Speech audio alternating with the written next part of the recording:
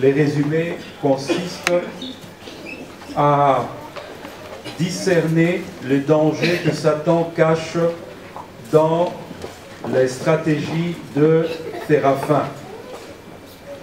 Voici le texte que nous avions parcouru tout au long de ces 2 semaines. Genèse, chapitre 33, le verset 28 à 35. Genèse, chapitre 31, le verset aussi 27 à 35, le verset 14, le verset 6. Genèse, chapitre 35, le verset 1er jusqu'au verset 8.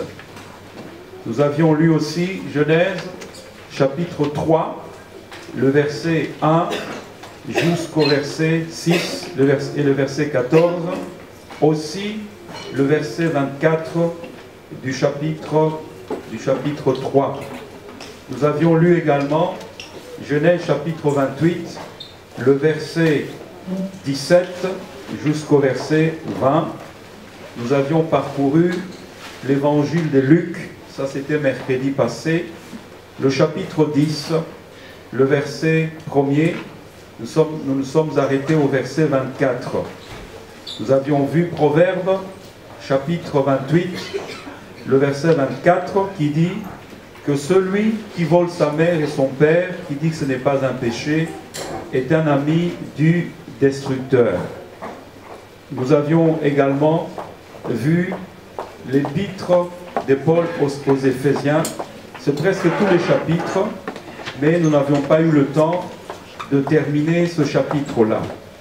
Il y avait une citation mercredi dernier, c'était dans Lévitique chapitre 19, le premier verset jusqu'au verset 2, que nous n'avions pas lu, faute de temps.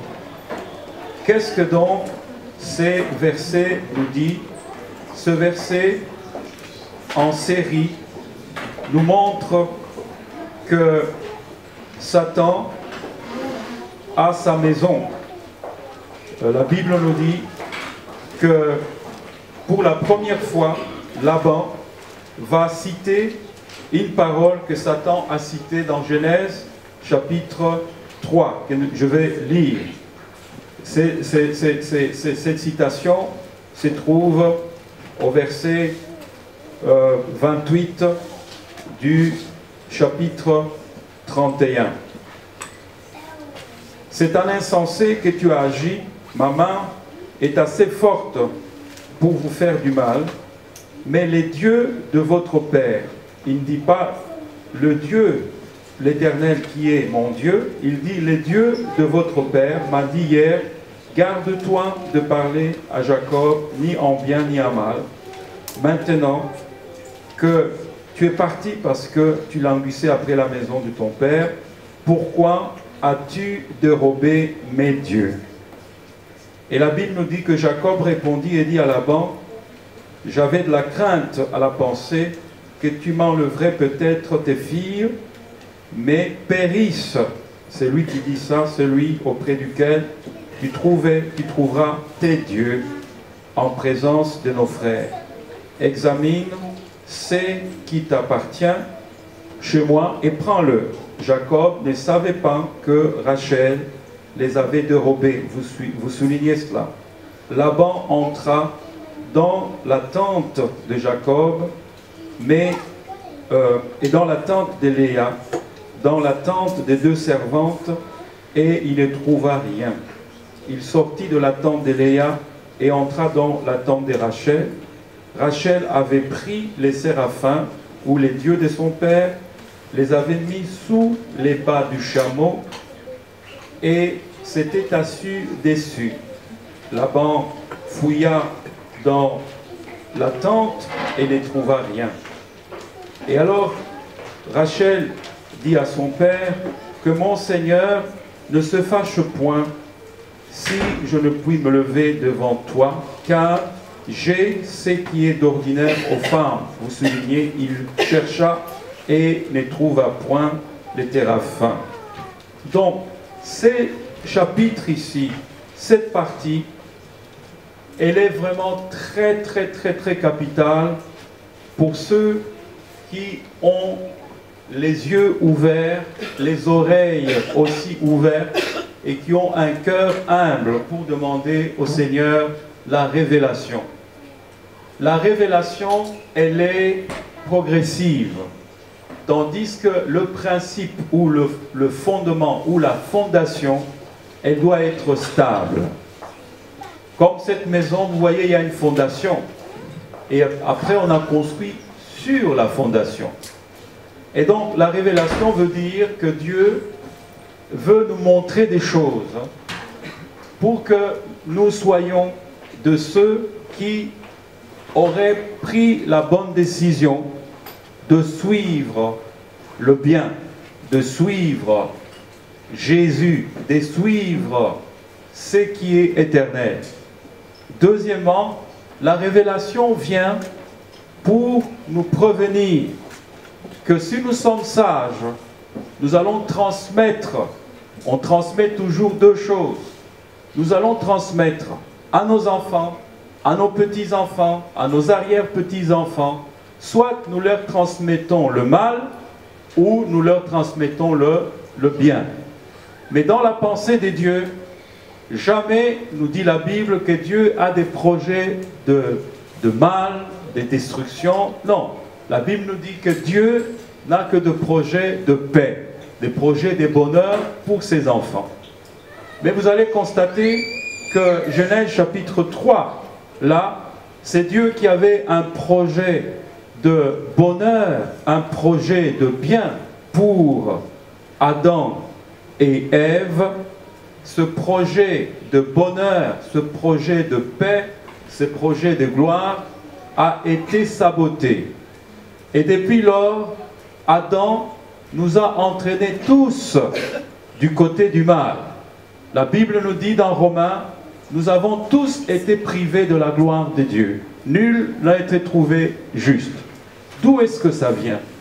Eh bien, ça vient que Adam et Ève n'ont pas compris le sens de la révélation. Et il y a quelqu'un qui s'est interposé, et il s'appelle Satan. Lorsqu'il s'interpose, c'était trop tard.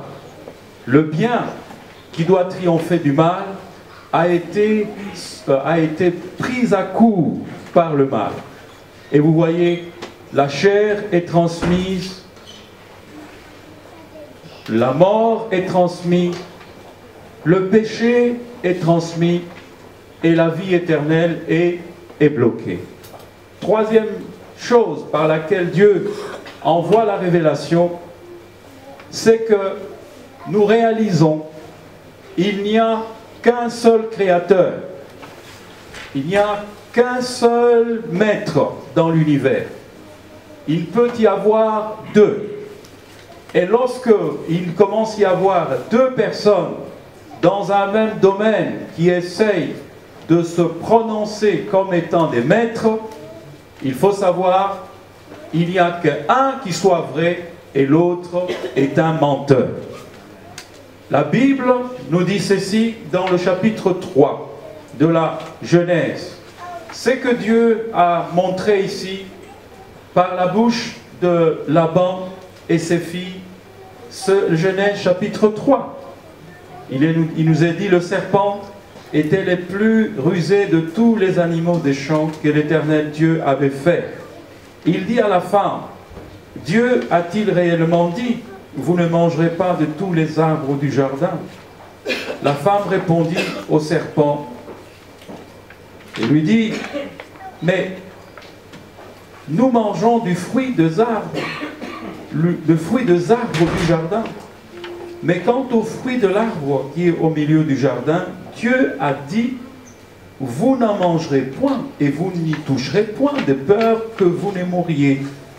Alors le serpent dit à la femme, vous ne mourrez point, mais Dieu sait que le jour où vous en mangerez, vos yeux s'ouvriront et vous serez comme des dieux, connaissant le bien et le mal. Vous voyez que cette phrase correspond exactement à ce que Laban a dit. Laban dit à Jacob, les dieux de ton père, Dieu, Elohim, avec au pluriel. Et puis lui-même, il dit, pourquoi avez-vous volé mes dieux? Et c'est sorti de la bouche de Laban. Le Dieu de ton père m'est apparu hier soir, il m'a dit, garde-toi de parler ni en bien, ni en mal. À qui ça? À Jacob. Vous voyez les compositions ici? L'arbre de la connaissance de bien et du mal. Et vous voyez aussi de la bouche de Satan le mot Dieu au pluriel.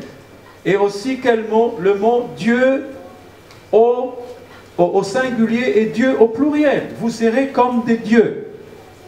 Vous serez comme des dieux. Qu'est-ce que ceci cache? Du danger que Satan cache dans la stratégie de Séraphin. Il y a 4 choses. Premièrement, la fondation du satanisme. Deuxièmement, ce que nous appelons la devise du diable. Troisièmement, c'est ce que nous appelons maintenant ses objectifs. Et enfin, c'est les gens disent ça, son ambition. Vous savez que chaque être humain a des ambitions. Dites à ton ami, tu as des ambitions. Voilà. Parfois, il y a des conflits d'ambition. Tu crois que tes ambitions sont les ambitions de Dieu.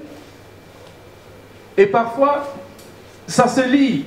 C'est l'ambition du diable qui va comme simultanément se cacher à ton ambition.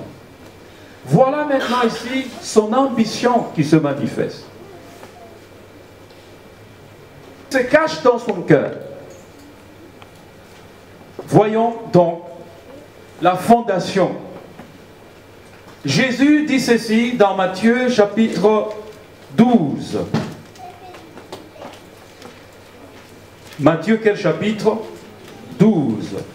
Le verset 25 à 30. C'est un verset que nous connaissons tous. Jésus a fait un miracle. Alors, on lui amena un démoniaque aveugle et muet. Et il le guérit de sorte que le muet parlait et voyait. Donc, ces messieurs parlent et ils voient. Toute la foule étonnée disant, n'est-ce pas là le fils de David?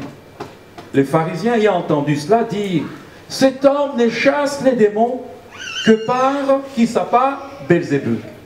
Donc Jésus, vous imaginez, ils disent que Jésus chasse les démons par Satan. Ça veut dire que Jésus et Satan sont les mêmes. Ou la fondation sur laquelle Jésus bâtit sa maison, c'est exactement la même manière que Satan bâtit sa maison. Ou, autrement dit, les ambitions de Jésus sont exactement les ambitions du diable. Ou, autrement dit, voilà, la devise de Jésus, c'est exactement la devise de Satan. Et Jésus va réagir. Il dit non, c'est pas comme ça. Ce que vous dites là n'est pas vrai. Alors lisons ensemble la réaction de Jésus. La Bible nous dit, comme Jésus connaissait leurs pensées, il leur dit, tout royaume divisé contre lui-même est dévasté, toute ville ou maison divisée contre elle-même ne peut subsister. Si Satan chasse Satan, il est divisé contre lui-même. Comment donc son royaume subsistera-t-il? Et si moi je chasse les démons par Belzébuth, vos fils, par qui le chassent-ils? C'est pourquoi ils seront eux-mêmes vos juges. Mais si c'est par l'Esprit de Dieu que je chasse les démons, le royaume des dieux est venu vers vous. Ou comment, ensemble, quelqu'un peut-il entrer dans la maison d'un homme fort et piller ses biens sans avoir auparavant lié cet homme fort? Alors seulement il pillera sa maison. C'est lui qui est avec moi. C'est ce que Jésus dit. C'est lui qui n'est pas avec moi et contre moi. Et celui qui n'assemble pas avec moi disperse. Il insiste sur la maison de l'homme fort. Et l'homme fort ici s'appelle Satan. Donc vous voyez, il y a trois images. Il y a d'abord l'image du royaume. Le royaume doit avoir un roi. Et dans un royaume, il faut qu'il y ait la constitution. Le royaume de Belgique ici, on a la constitution belge. Et nous avons un roi, et nous avons des peuples, et nous avons les institutions. Et puis Jésus parle de la ville. Ce qui forme une ville, ce sont les habitants et les infrastructures d'une ville. Maintenant, il arrive à l'exemple de la maison. Qu'est-ce qui fait la maison? Cette maison, ou votre maison chez vous. Dans la maison, vous devez voir la fondation dans la maison. Et la fondation, elle est cachée, on ne la voit pas. Et dans une maison, il y a aussi de la vie dans la maison.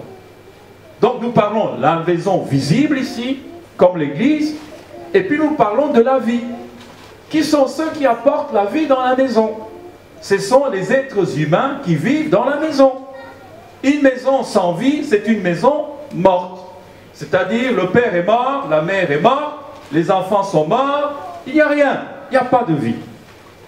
Et donc, il y a de la vie. Il y a le père, il y a la mère, il y a le frère, il y a le cousin, il y a les serviteurs, il y a de la vie dans une maison. Et Jésus dit que, mais dans la maison de Satan, il y a aussi de la vie, n'est-ce pas vrai? Et qui sont ceux qui composent la maison de Satan? Et il y a des démons. Et les démons, il y en a plusieurs. Mais seulement Satan n'a pas que des démons dans sa maison.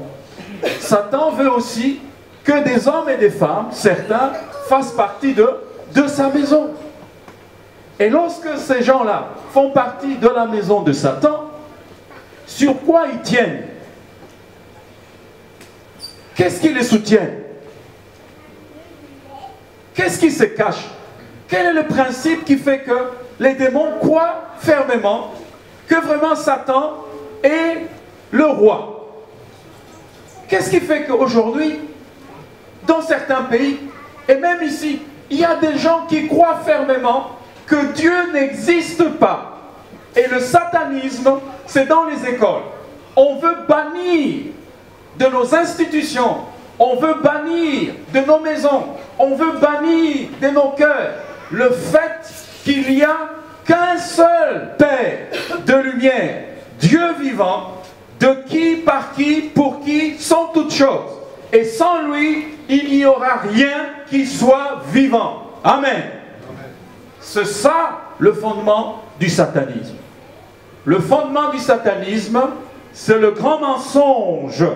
Vous notez, c'est le grand mensonge qui consiste à nier que l'éternel Dieu est la source, le Père de toutes choses, et que nous lui devons quoi? L'honneur, la louange qui lui est due, et aussi l'art de cacher le 5 casquettes que Satan ne veut pas que tu voies en plein jour, lequel 5 casquettes s'oppose, dites à ton ami, s'oppose à l'arbre de vie. Voilà donc le fondement de Satan. C'est un grand mensonge, comme Jésus dit, il est le père du mensonge. Et ce grand mensonge, c'est de convaincre les gens. Ici, il a convaincu Adam et Ève que, mais vous serez comme des dieux. Pourquoi continuer à rendre gloire, honneur à Dieu? Mais non, arrêtez de faire ça. Si vous arrêtez de faire ça, mais c'est tout, vous allez vivre. Et ils sont tombés dans ce mensonge. Lorsqu'ils tombent dans ce mensonge-là, Ève, je suis au chapitre 3, Ève, Dieu lui pose la question, qu'as-tu fait? Voici ce que Ève dit. Le serpent m'a séduit. Maintenant, à un moment, et dans la prière, je me suis posé la question, je dis, mais ça alors, comment est-ce que Ève n'a pas réalisé que celui qui lui parlait était son ennemi?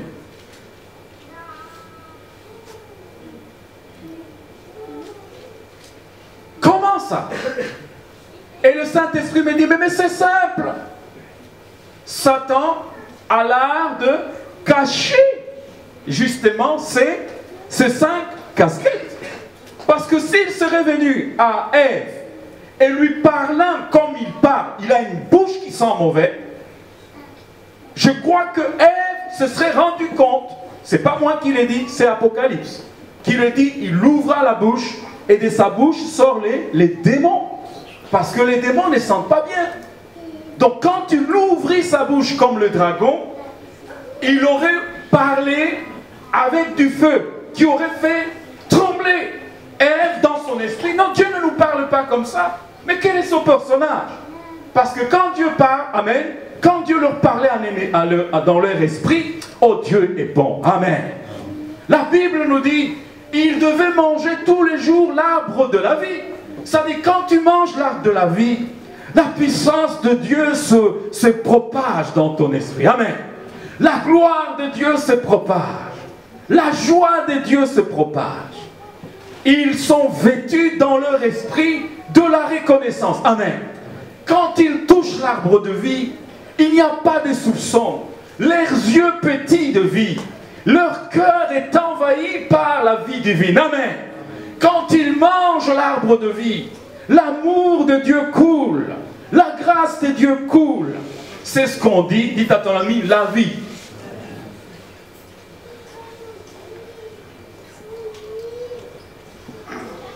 Pourquoi est-ce que Satan a réussi qu'il ne voie pas la bonté de la vie qui était dans l'arbre de vie? Il a caché ces 5 casquettes. Et je suis sûr, et c'est ce que la Bible nous dit, il a parlé avec une voix douce. Et la voix douce ressemblait à une voix qu'ils ont l'habitude d'entendre. Et ça arrive, quand il veut te tenter, il veut me tenter, il ne viendra pas. Waouh! Aujourd'hui tu vas perdre le salut. Non! Il te propose un péché. Il dit, mon fils, ma fille, ça, c'est la bénédiction de Dieu. C'est pour ça que les hommes tombent dans le péché, n'est-ce pas vrai? Et quand tu tombes, maintenant tu entends sa voix. Dieu te prie. Tu es là-dedans maintenant. La culpabilité, l'accusation commence à prendre les cieux sur la paix. N'est-ce pas vrai? Il a caché ses casquettes. Et Ève de réaliser, il m'a séduit. Maintenant, vous voyez, la Bible nous dit, Dieu l'appelle. Il dit, Satan, qu'est-ce que tu as fait? Quand vous lisez la Bible, il n'a pas parlé. Pourquoi n'a-t-il pas parlé? Il a eu ce qu'il voulait. N'est-ce pas vrai? Il a eu ce qu'il voulait. Ça ne sert à rien de discuter. Il a atteint son ambition. Fini. Dans ta vie, dans ta famille, dans l'église et dans le monde, si tu veux t'attaquer au diable, ne t'attaque pas d'abord aux démons. Comme il y a la liste des démons, par exemple, le démon, la principauté de Jézabel, ça ce qu'on comprend, on connaît souvent dans les églises. C'est comme si l'esprit de Jézabel n'opère que chez les femmes. Mais non, c'est pas vrai. Jézabel est morte il y a longtemps. Est-ce que vous êtes là?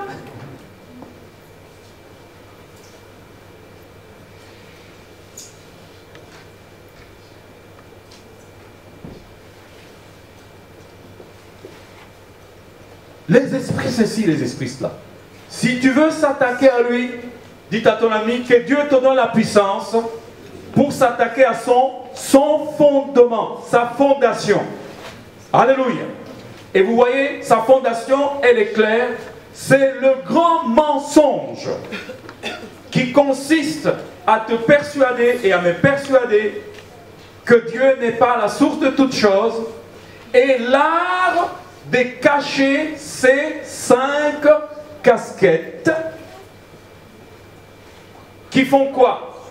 Qui s'opposent à la vie.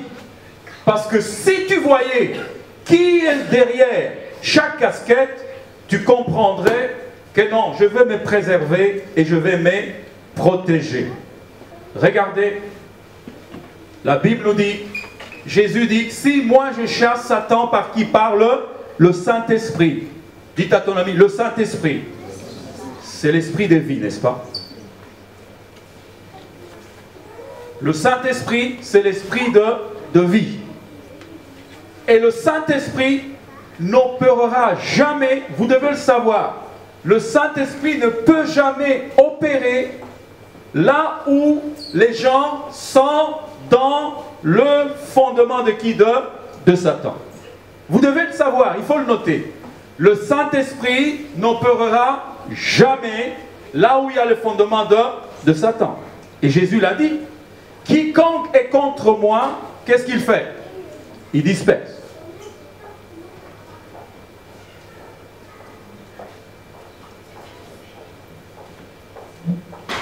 Si tu es contre le Saint-Esprit, tu es avec qui? Tu es avec Satan.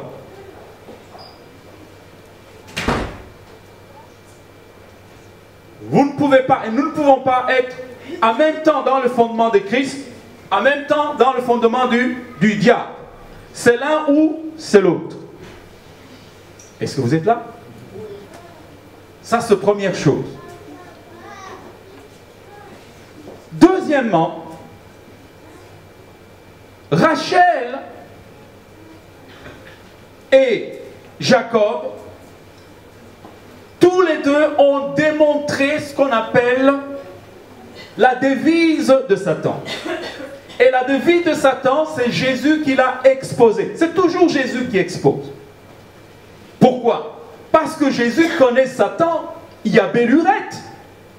Jésus dit, je voyais Satan tomber du ciel comme un éclair. Donc c'est lui qui les connaît et qui les connaît mieux. Jean 10, 10, Jésus dit, le voleur ne vient que pour voler. Qu'est-ce qu'il fait d'autre? Détruire. Qu'est-ce qu'il fera d'autre? Égorger. Égorger veut dire se servir comme il veut. Il ne laissera rien de vie. Par exemple, dès qu'il sent qu'il y a une grande onction qui va venir dans le centre de Mons, centre évangélique de Mons, il sent ça. Il y a une grande onction qui est en cours. Dieu l'a annoncé. Parce que la Bible nous dit, ce que Dieu annonce, fidèlement, qui sort de sa bouche, il va pouvoir l'accomplir. C'est sorti de la bouche de Dieu qu'il naîtra de la femme une semence, le Christ, qui va faire quoi? Qui va écraser la tête du diable et le diable va lui mordre le talon. Qu'est-ce que vous voyez dans le verset qui suit? Satan, il va tuer qui? Il va tuer Abel. Est-ce que vous êtes là? Donc tout ce qui a le signe d'obéissance à la vie, il le tue. Et puis le chapitre 6, il va convaincre tout le monde d'être méchants dans leurs pensées. La Bible nous dit que tout le monde, toute la population, les gens ont fini à respirer là. La méchanceté était devenue le style de leur vie. Noé trouva grâce devant les yeux de Dieu.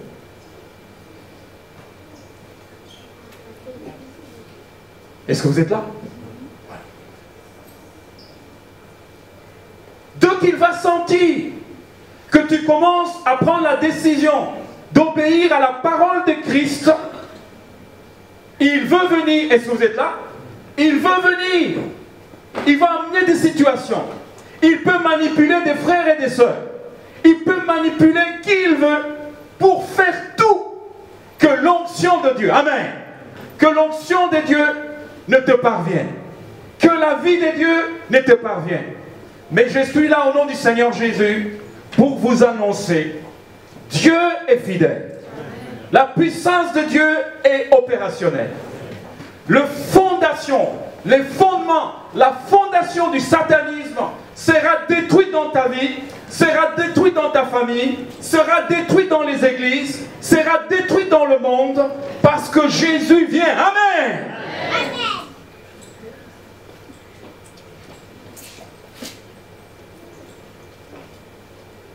Dites à ton ami, la devise du diable sera exposée et détruite aussi au nom du Seigneur Jésus-Christ.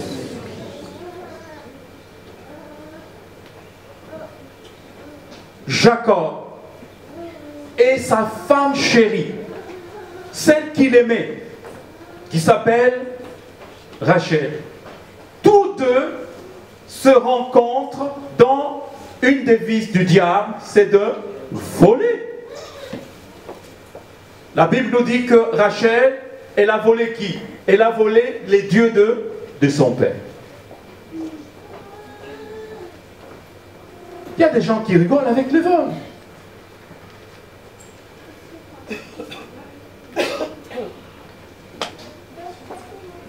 Dites à ton ami, voler, détruire, égorger. Qu'est-ce qu'il vole en premier? Il va voler la gratitude à l'égard de Dieu. Quand il vole cela, il vole en même temps la puissance. 2. Qu'est-ce qu'il va détruire? Il détruit tout ce qui est vivant. Il y a 3 choses qui sont vivantes. Il va détruire, dites à ton ami, la relation vivante. Il va détruire la communion vivante. Et il va détruire la communication vivante. 3 choses qu'il détruit. Adam et Ève avaient une communion et une relation la plus belle qu'un homme et une femme puissent avoir. C'est vivant. Avoir la communion avec les dieux de vie. Et je le dis ici, l'arbre de vie. C'est-à-dire chaque fois que tu es en communion avec l'arbre de vie, la vie se propage en toi. C'est une relation vivante. Et c'est aussi une communion vivante. Et la communication est vivante. Avec Dieu. Ceci a été détruit. Il se cache. Comment se cacher de quelqu'un qui vous aime?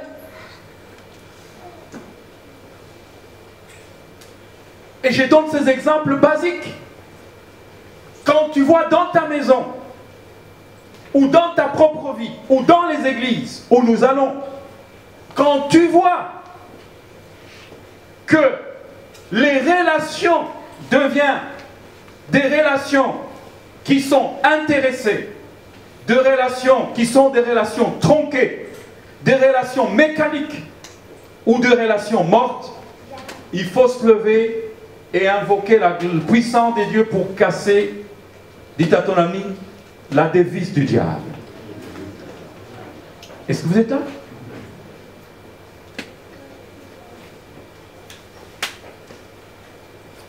Par exemple, chez toi à la maison, chez moi à la maison, j'ai 7 enfants. Vous en avez peut-être 12, gloire à Dieu. Mais avec chaque enfant, gloire à Dieu et mon épouse, nous n'avons pas une relation morte. Ça veut dire, je ne dis pas à mes enfants, en le forçant, appelez-moi père, appelez votre mère maman. Non. Si c'était une personne autre de la famille, on va leur dire, c'est peut-être demi-mère, ça s'appelle ça, belle-mère, voilà, belle-mère, beau-père, tonton tel. Mais jamais mes enfants vont voir un étranger. Oh papa, papa, papa, maman, maman. Non. C'est toujours précis et spontané. Ça veut dire nous sommes dans une relation vivante. Au fur et à mesure que les enfants grandissent, si j'observe avec mon épouse, nous observons que notre relation devient mécanique, nous devons nous arrêter, entrer dans la prière. Qu'est-ce qui se passe? Y a-t-il quelqu'un à l'école qui veut voler les cœurs de nos enfants? Y a-t-il quelqu'un qui les a blessés là où ils vont travailler? Est-ce que nous avons-nous vraiment l'intention de nuire à leur santé? Si mon épouse, toi et moi, nous étions des sorciers, nous les aurons déjà bousillés. Mais nous, amen, nous sommes une bénédiction, n'est-ce pas vrai? Nous sommes une grâce.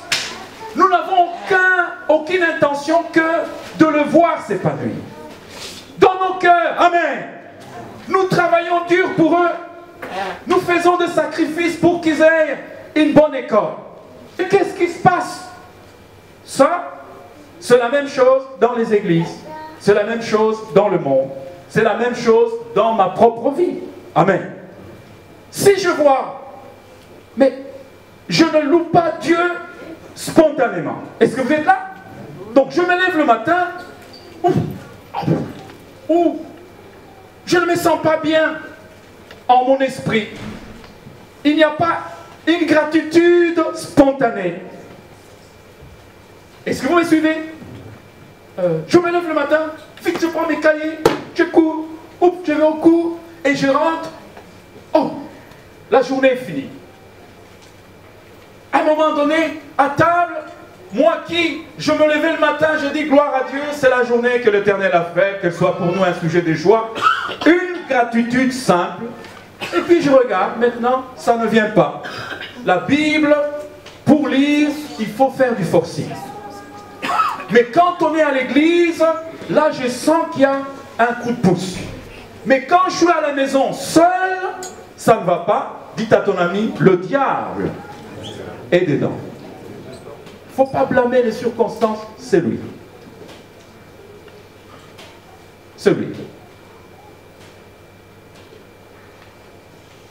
Il vole, il casse, il détruit la relation vivante. Et de là, il détruit la communion vivante. Communion veut dire simplement avoir de l'assurance que l'autre partie est toujours avec moi. Il y a un frère qui a fait une prière magnifique ici. Il disait, quand bien même les institutions, ou comme l'Amérique qui a eu les élections, n'est-ce pas vrai? Les gens ont cru en Hillary. Maintenant, ils ont compris que Hillary n'a pas gagné. Et ils sont malades, certains. Mais pour nous, pour moi, je ferai confiance en qui? En l'Éternel. Et j'ai entendu cette prière. J'étais en train de louer le Seigneur aussi. Là, cette personne cherche la communion. Elle dit, ce qui m'intéresse, c'est la communion avec Dieu. Parce que je peux tout perdre. Amen. Je peux tout perdre. Mais si cette communion de savoir que lui ne me quittera jamais, amen, il est avec moi, c'est une bonne chose, il va rebondir, il va me donner de la vie. C'est ça la communion.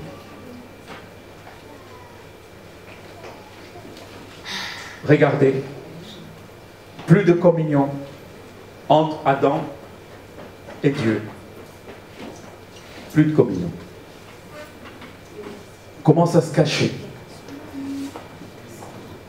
Les enfants qui voient un père ou la mère qui se fuit. Quand ton enfant commence à t'appeler, toi le papa, on te donne le nom d'un politicien dur. Par exemple, Kadhafi. Et puis la maman, on l'appelle Marguerite Thatcher. Il faut faire attention, n'est-ce pas vrai?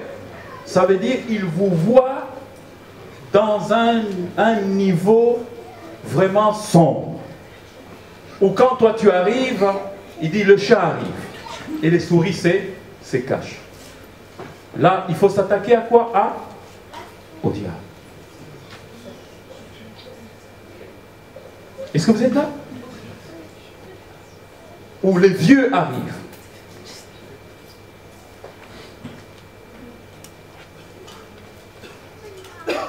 Et quand dans les églises, le ministère qui sont établis pointe de leur nez, il y a des gens qui ont une froideur, qui disent on vient nous déranger.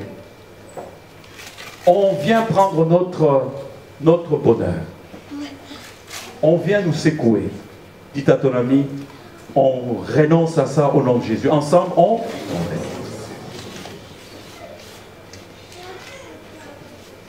Lévitique, excusez-moi. Chapitre 19.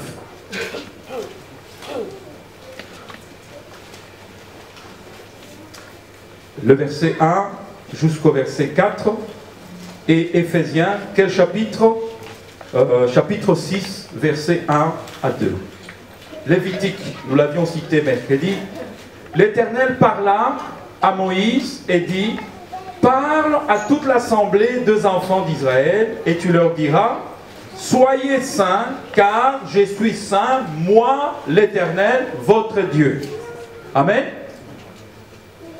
Le verset 3 ensemble. Que chacun de vous respecte sa mère et son père et observe le sabbat.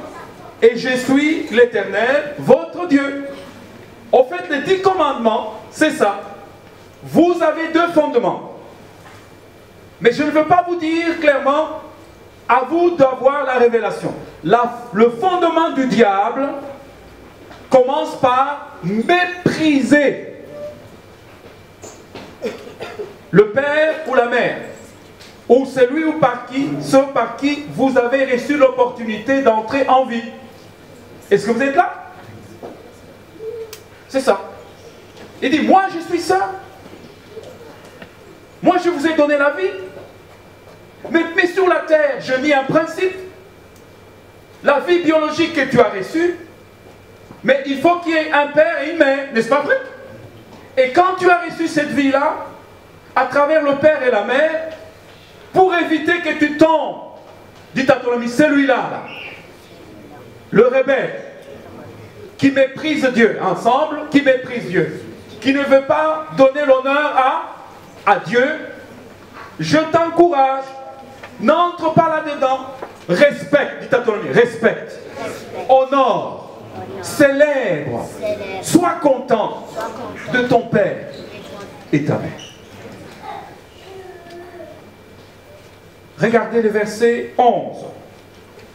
Vous ne déroberez point et vous n'userez ni de mensonges, ni de tromperies, les uns envers les autres. 19, 11. N'est-ce pas vrai? Ensemble, vous ne déroberez point et vous n'userez ni de mensonges, ni de tromperies, les uns envers les autres. Il est en train de dire, souvenez-vous de la devise de la maison de Satan. C'est un grand menteur. Deuxièmement, il vient avec sa devise, c'est pour voler. Il va détruire. Et puis qu'est-ce qu'il va faire? Il va se servir. Éphésiens chapitre 6. Le verset 1.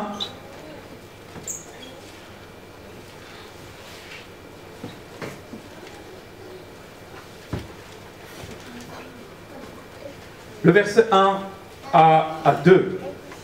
Ensemble, enfants, obéissez à vos parents, selon le Seigneur, car cela est juste. Honore ton père et ta mère, c'est le premier commandement avec une promesse, afin que tu sois heureux et que tu vives longtemps sur la terre. Aussi longtemps que Adam et Ève, dans leur esprit, se réjouissaient au sujet de Dieu, ils avaient l'accès à l'arbre de vie. Quand ils ont suivi le malin, qui a percuter ce principe se finit dans leur esprit aucune gratitude envers Dieu. Et le malin vient maintenant dérober la gratitude et l'autorité partie. Il commence maintenant à détruire leur relation, la relation complètement détruite, la communion complètement détruite, la communication complètement détruite, et alors il commence à se servir comme bon lui semble. Dites à ton ami la devise: voler, détruire et égorger. Troisièmement, ce qu'il va faire, maintenant il va établir, est-ce que vous êtes là? Dans sa maison, qu'est-ce qu'il a d'abord là? La fondation. Après la fondation, qu'est-ce que vous avez là? La devise. Donc, si tu tombes dans sa devise, il te contrôle.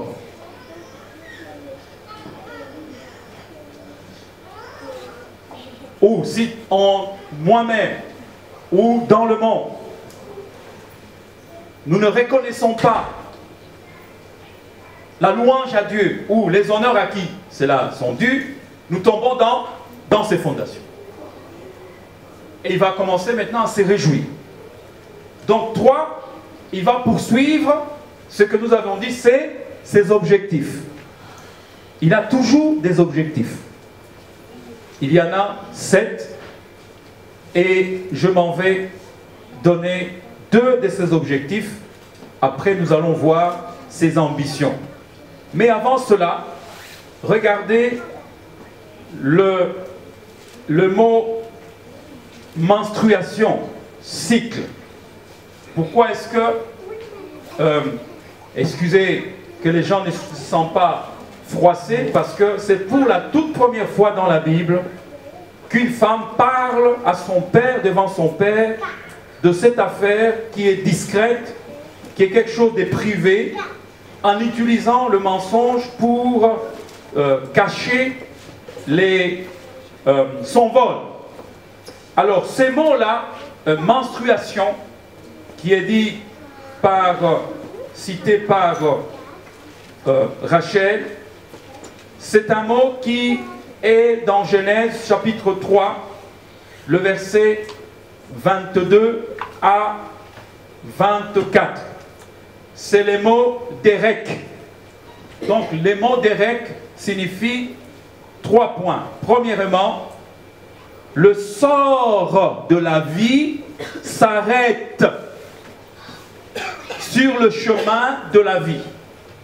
C'est ça les mots menstruation ou cycle. Dites à ton ami, le sort de la vie s'arrête sur le chemin de la vie. Deuxièmement, c'est les mots inquisition. Troisièmement, c'est les mots comme d'habitude. Ça veut dire comme par coutume, comme par tradition, comme par cycle. Ça veut dire, vous voyez, il y a des cycles dans nos vies où Satan va descendre pour faire l'inquisition dans ta maison, dans les églises. Il vient comme Laban est descendu. La Bible nous dit que Jacob lui dit: viens, vérifie que celui auprès duquel tu trouveras tes dieux, qu'il périsse. À peine qu'il ait fini cette parole, Laban, derrière Laban, vous avez le malin, n'est-ce pas, qui vient faire l'inquisition. Tu entres dans la tente, la tente de Léa. Traverser les choses. Léa aurait dit: mais qu'est-ce qui arrive? Et puis, on entre dans la tente de deux dames qui étaient des concubines. Elles aussi, on renverse les choses. Pouf, pouf, rien. Et puis on arrive dans la tente de Rachel. Aussi, on bouscule les choses tout près. Elle trouve la libime. Non, que mon Seigneur, parce qu'on allait l'attraper. Est-ce que vous êtes là? Maintenant, vous voyez, le sort de la vie, si elle aurait pu dévoiler, elle, à son père, pour pour dire, non mon père, arrête, arrête, voici tes dieux. Sa maison aurait été préservée de la malédiction et de la mainmise par Satan. Est-ce que vous êtes là? Et les dames savent très bien que les menstruations, c'est exactement ça. Le sort de la vie termine. Et il y a maintenant quoi? Sur le chemin de la vie. Et ça se reproduit. Et ça se reproduit. Et ça se reproduit. Pourquoi est-ce qu'on souligne ça? Dites à ton ami, regarde certains cycles dans ta vie. Ensemble, regarde certains cycles dans ta vie. Dieu est bon. Il nous donne les clés. Est-ce que vous êtes là? Il y a des cycles concernant les nations où Satan va se lever, refaire même pire. Il y a des cycles par rapport à ta vie ou ta famille. Il y a des cycles par rapport à l'Église. Est-ce que vous êtes là? Il y a des cycles. Pour l'instant, je sais absolument dans quel cycle cette Église est. Et tout domaine où Dieu nous a donné l'onction, je sais exactement dans quel cycle nous sommes. Dieu avait dit à la fin, au début de cette année, pour ceux qui étaient en la retraite, il m'a montré des visages bien-aimés. C'est des gens que j'aime. Amen. Tu sais, quand tu aimes quelqu'un, est-ce que vous êtes là? Quand tu aimes quelqu'un, ou tu aimes des gens, et puis Dieu va montrer quelque chose, tu dis non, je ne veux pas croire. Mais Dieu dit non, non, non, non. C'est comme ça. Dites à ton ami, ça perturbe. L'Éternel Dieu a montré le cycle de la terre où nous sommes maintenant. Dieu nous a dit, préparez-vous. Amen. Est-ce que vous êtes là? Amen. Donc, il y a des cycles. Et tu ne sauras jamais l'inquisiteur. C'est l'inquisiteur? Voilà. L'inquisiteur, il ne va pas dire, prépare-toi. Non. Mais nous devons nous préparer. Amen. Amen. Dites à ton ami, prépare-nous. Préparons-nous. Ensemble, préparons-nous. Et l'église de Jésus, c'est le seul endroit où si nous avons un bon fondement, nous pouvons arrêter l'inquisiteur. Amen. Amen. Je vous dis la vérité. C'est le seul endroit où nous pouvons arrêter son incursion. S'il a résolu qu'il va le faire, on va l'arrêter. Et on le met dehors, on attend un autre moment. La Bible nous dit, il est venu vers Jésus, il a échoué. Et la Bible nous dit, il a attendu un autre moment. Est-ce que vous me suivez? Malheureusement, pour certains, l'église, ça peut être un lieu aussi où le malin peut faire des terribles dégâts si les gens n'ont pas un fondement de Christ bien posé. Est-ce que vous êtes là? Dites à quelqu'un Amen.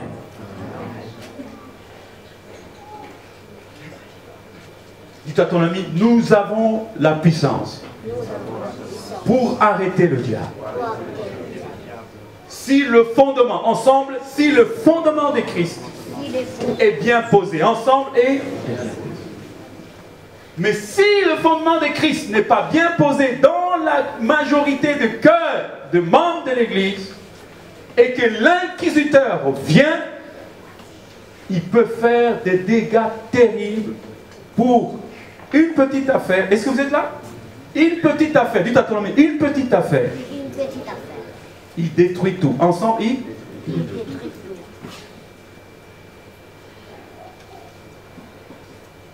Deux objectifs. Premier objectif.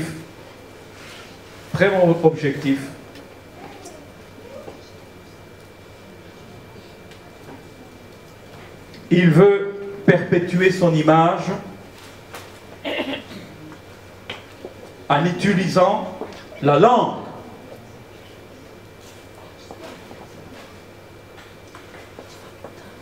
Qu'est-ce qu'il veut faire? Perpétuer son image en utilisant la langue. Ça veut dire, comme je l'ai dit, Satan a une grande bouche. Avec Ève et Adam, il n'a pas utilisé des armes mystiques. il a utilisé la bouche. Est-ce que Dieu a-t-il réellement dit? Vous lisez le texte, c'est toujours par là, par la langue.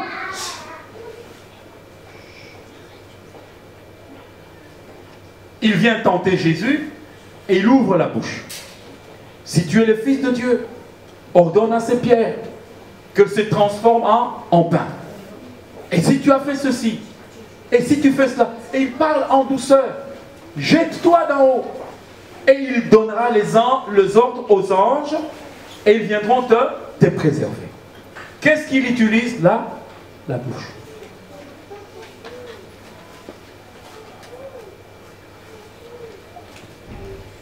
Nous devons donc faire très attention et lui barrer la route en utilisant notre bouche proprement. Amen. Jacques, chapitre 3.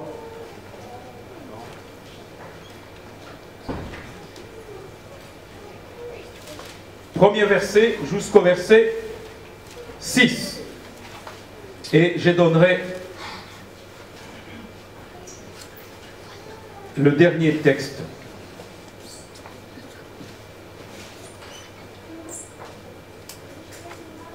Jacques, quel chapitre? Quel verset? 1 à 6, vous avez raison. Ensemble, mes frères, qu'il n'y ait pas parmi vous un grand nombre de personnes qui se mettent à enseigner.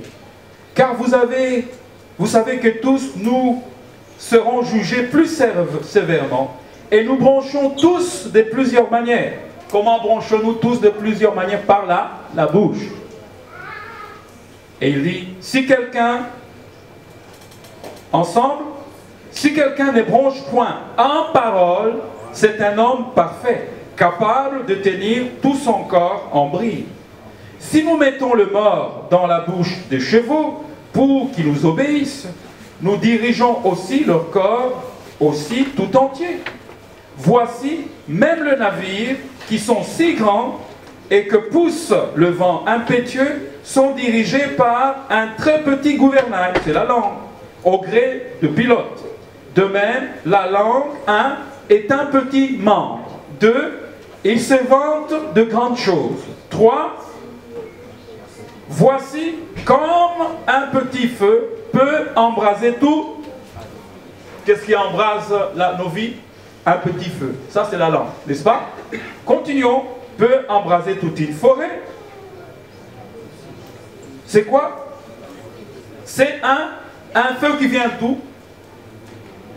C'est un monde de quoi? C'est un monde de l'iniquité. Souligné, dites à ton ami, la rébellion. C'est ça l'iniquité. La langue est placée parmi nos membres, souillant tous les corps et enflammant le cours de la vie, étant elle-même enflammée par la guerre, par le diable. Donc, si je me lève le matin, est-ce que vous êtes là? Si je me lève le matin, le fondement de Satan, je le connais. Je ne vais pas entrer dedans. Je connais aussi sa devise, qui veut dire sa ceinture, ce qu'on appelle le pacte de silence, comme dans la sorcellerie. C'est-à-dire que si tu brises, tu mets la main sous le pacte de silence, les sorciers, c'est fini.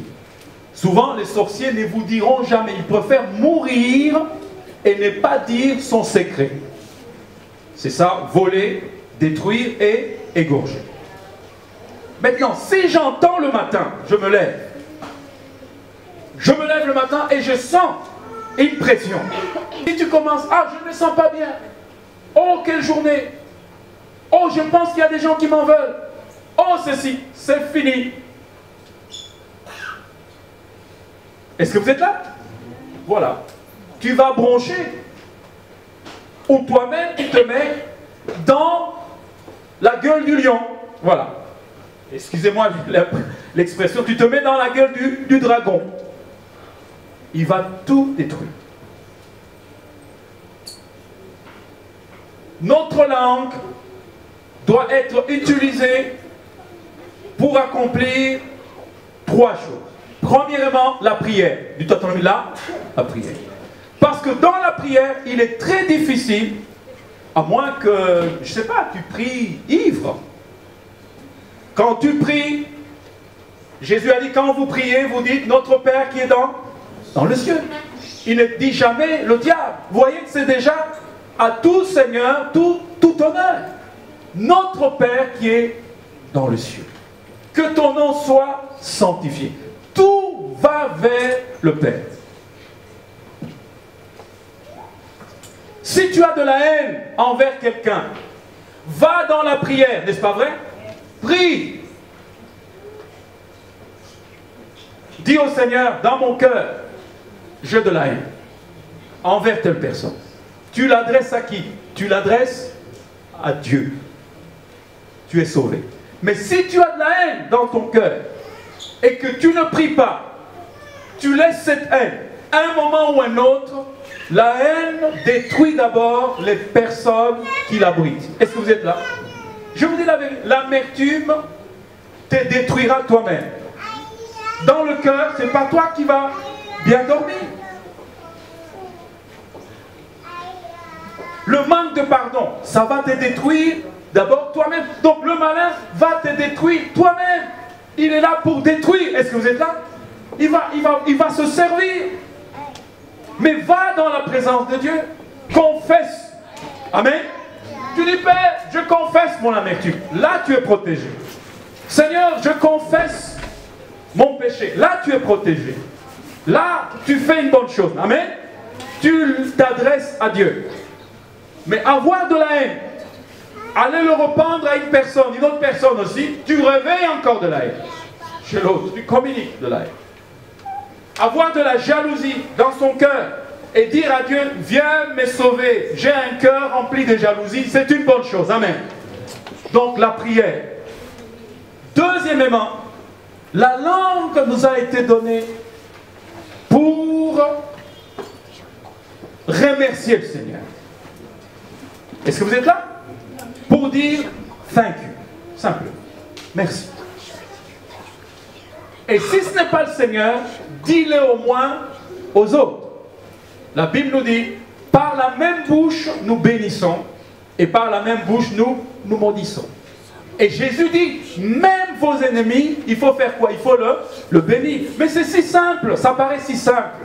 Mais nous avons besoin de la manifestation du Saint-Esprit. Est-ce que vous êtes là? Amen. La révélation, elle est progressive. Mais il faut la gloire de Dieu pour la faire asseoir dans ton cœur. Est-ce que vous me suivez? Amen. Parfois c'est facile de dire, mais quand Dieu n'est pas venu avec force, prendre ce qu'il a dit, le mettre dans ton cœur, tu peux comprendre, mais tu appliques autre chose. Qui sont parmi nous qui peuvent dire sincèrement, la parole, c'est qu'elle dit, je la comprends. Mais quand il s'agit de la mettre en pratique, je vis autre chose. Y a-t-il quelqu'un qui peut lever la main? Y en a-t-il? Acclamez pour vous-même. Et acclamez pour nous tous. Voilà. Je donne un exemple. J'avais compris il y a longtemps qu'il fallait payer la dîme et les offrandes. Et j'avais compris aussi que l'église, c'est le seul endroit, quand tu y mets les pieds, je parle de moi, n'est-ce pas vrai? Quand tu y mets le pied, il faut faire attention à ce que tu dis et ne pas avoir de la haine ou un sentiment n'est pas bon vis-à-vis de Dieu ou vis-à-vis de qui que ce soit. J'avais compris ça. Je ne parle pas de moi, mais je donne gloire à Dieu. Parce que ce mois-ci, j'aurai 42 ans au service de Dieu. Donc, 42 ans, c'est beaucoup. Y a-t-il quelqu'un qui a 43 ans, 42 ans ici? 42 ans au service de Dieu, c'est beaucoup, n'est-ce pas? Par la grâce de Dieu, c'est beaucoup. Mais comment? Mais j'avais compris, je lis, je dis, mais c'est ça.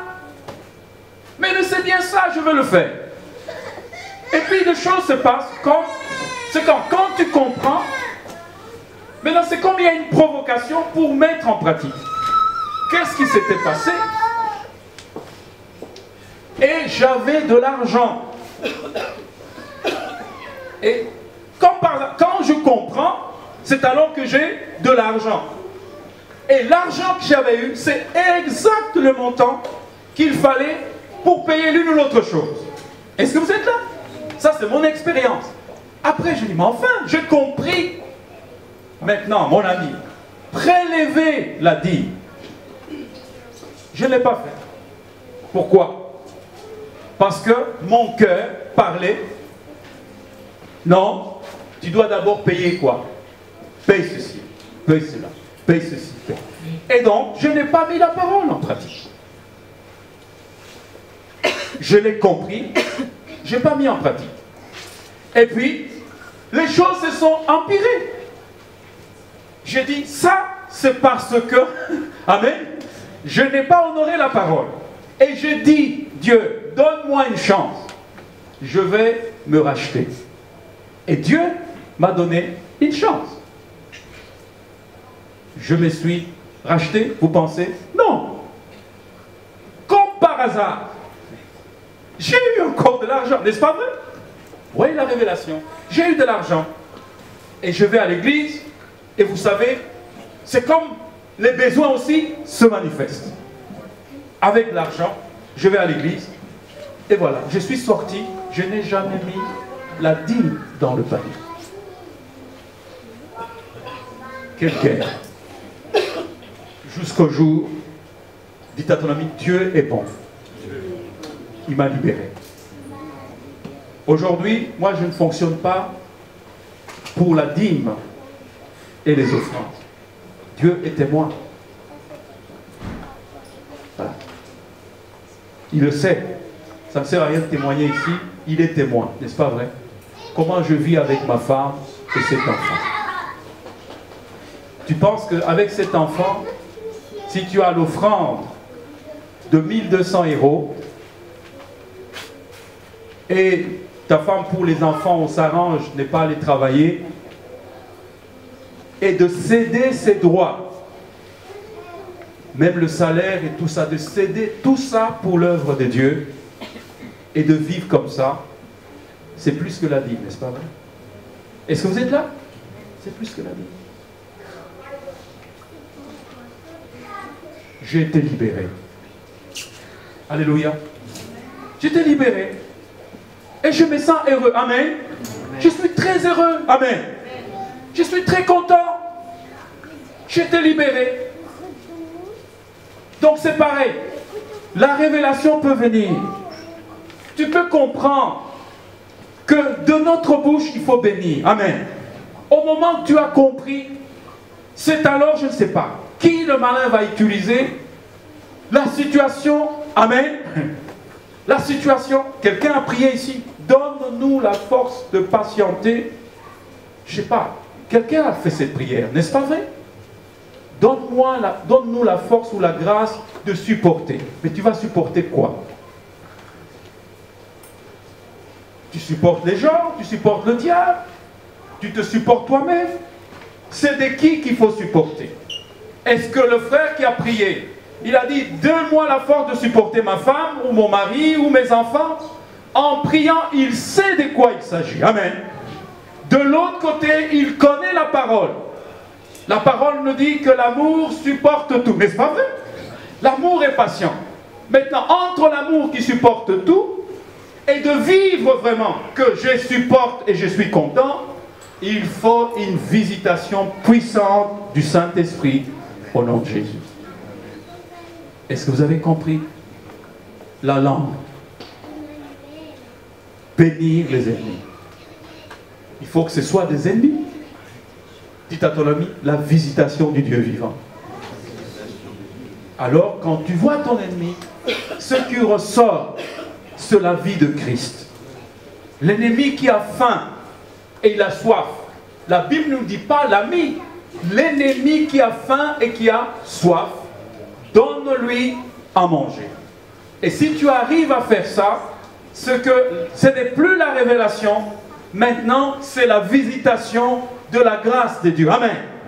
Et quand tu fais ça, ce n'est pas toi qui le fais, c'est le Seigneur qui l'accomplit. Donc la langue ta langue et ma langue, nous avons besoin d'une visitation du feu de l'Esprit qui nous touche. Quand il touche mon cœur. Amen. Quand il aura touché mon cœur, je vois l'ennemi, il est l'ennemi. Donc tu ne peux pas le changer. Dans sa tête, dans son cœur, il t'est. Il est Jésus. Est-ce que vous êtes là? Il est Jésus. Il est un peuple. Il est tout. Si on lui donnait l'occasion de te tuer, il va te tuer. Mais parce que tu as obéi à la parole, et cette parole devient chère en toi, tu pries pour lui, et toute l'arme qu'il a, Jésus la détruit immédiatement par l'obéissance à sa parole. Amen. Amen. Dernier point, notre langue doit être utilisée pour proclamer la parole de Dieu. Est-ce que vous êtes là? Pour proclamer la parole de Dieu. Dites à ton ami, la fondation.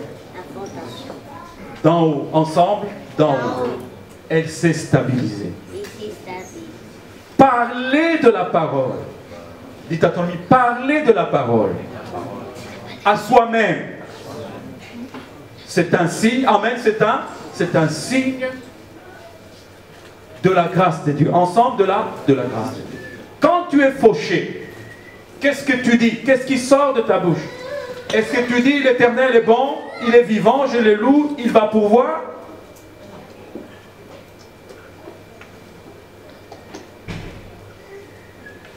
Lorsque tu es secoué dans ton corps, tu es malade. Il ne faut pas blaguer, tu es malade. Qu'est-ce que tu dis? Oui, mais je vais mourir. Ou tu prends la parole qui dit Dieu sait, Dieu connaît, Dieu est bon, Dieu ne va pas m'oublier. Le Seigneur est toujours Seigneur. Amen. Amen. Vous voyez, plus vous commencez à parler de la parole par votre bouche, l'onction d'en haut, dites à ton ami, l'onction d'en haut, commence à descendre sans restriction. Ensemble, commence à descendre sans restriction. Et déloger le diable. Ensemble, déloger le diable. Dans votre propre corps, dans votre famille, où que vous vous trouviez. La parole de Dieu est une arme éternelle. Amen. Elle ne s'adresse pas seulement au corps. La parole de Dieu s'adresse aux principautés. La Bible nous dit, je leur ai envoyé ma parole et la parole les a délivrés et guéris. Amen. Amen. Donc, ma bouche et ta bouche, ensemble, ma bouche et ta bouche ont été préparés pour prier, pour bénir l'Éternel, pour lui rendre gloire et grâce et pour proclamer sa parole jusqu'aux extrémités de la terre. Amen. Nous terminons avec 2 Timothée. Et nous pouvons le lire debout, le chapitre 2. Alléluia. Le verset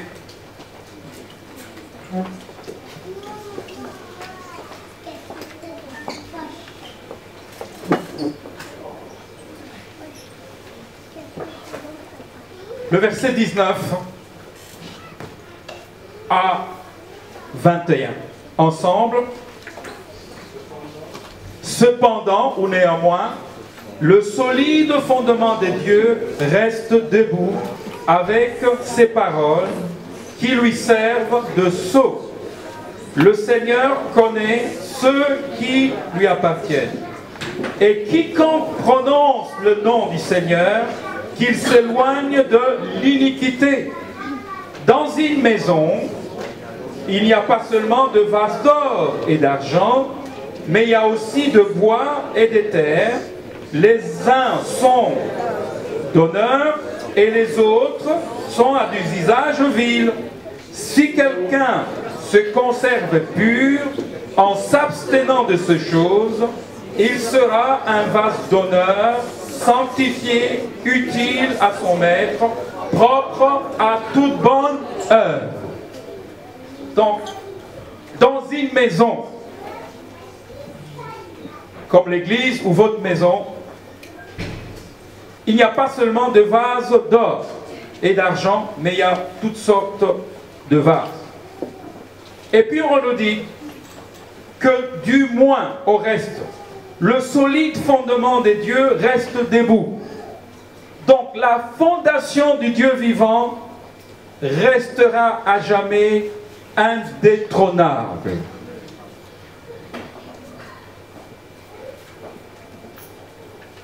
Donc la façon dont Dieu construit est différente de la manière dont Satan construit. Et alors on nous dit, quiconque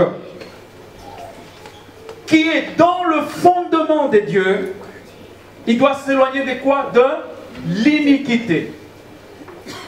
C'est important cela.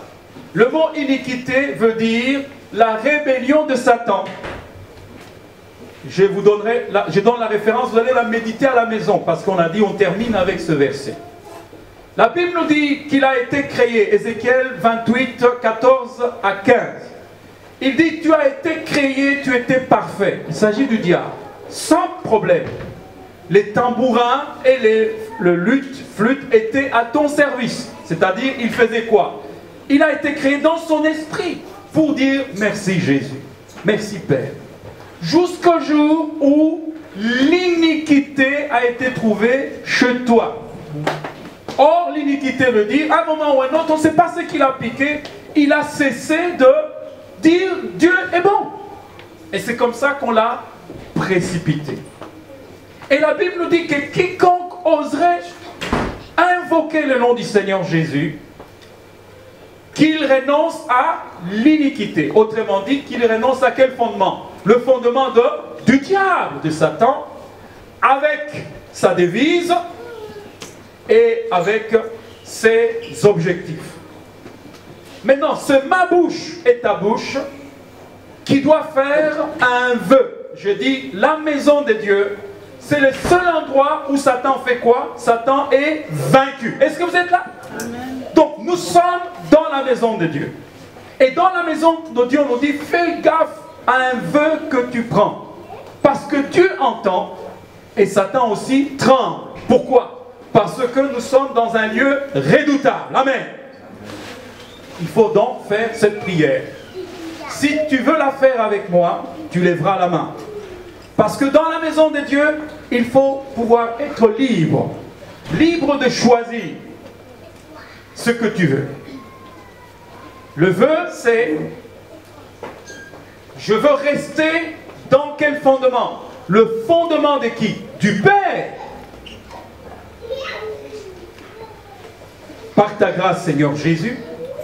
Et deuxièmement, je renonce à quel fondement? Au fondement du malin, qui est le père de l'iniquité ou de toute forme de rébellion, quel qu'il soit.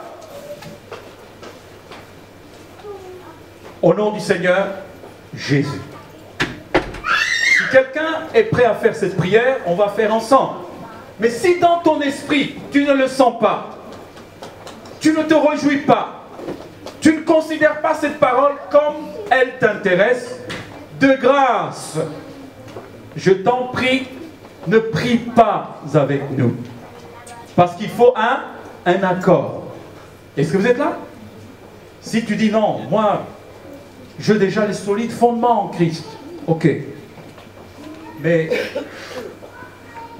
de quelle iniquité je dois m'éloigner? Je ne vois pas. Gloire à Dieu. Libre à toi. Y a-t-il quelqu'un qui dit qu'il peut se joindre à cette prière? Que Dieu vous bénisse. Que Dieu vous bénisse, bien-aimés. Que Dieu vous bénisse. Que Dieu nous bénisse. Donc, mettons notre main droite ici, sur le cœur, sur la partie où nous avons notre cœur. Nous répétons juste cette prière ensemble. Père Céleste.